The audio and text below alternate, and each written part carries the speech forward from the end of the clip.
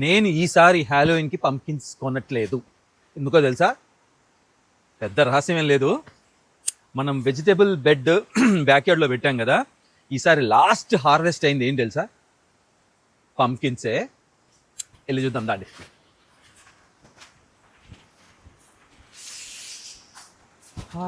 డడడా.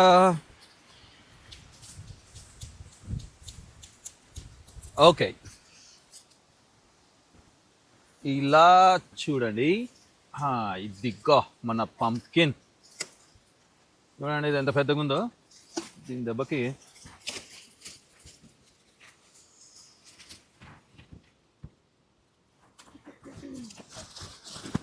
ఏమా గట్టిగా ఉంది ఇది.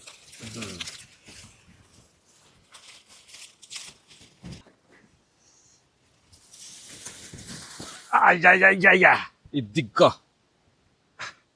ఈసారి మన బ్యాక్యార్డ్లోనే పండిన పంప్కిన్ ఇది. ఇంకా 2 ఉన్నాయి, అవి కూడా చూపిస్తా.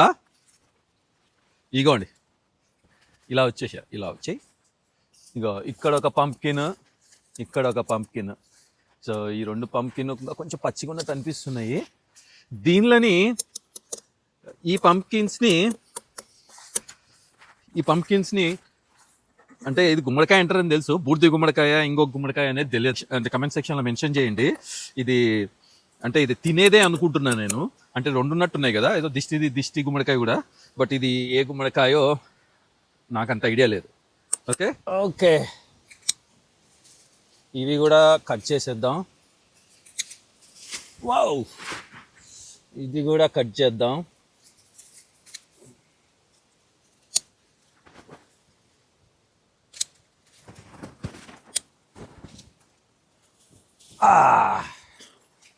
ఇదిగోండి, ఇదొకటి,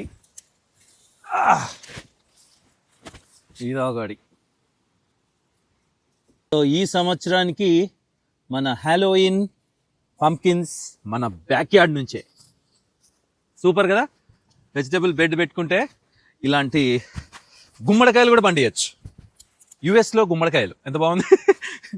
ఏం చేసావరా యుఎస్కి వెళ్ళంటే గుమ్మడికాయలు పండించాం. అది ఓకే మరి, నమస్తే, వెళ్తా, ఉంటా, బాయ్.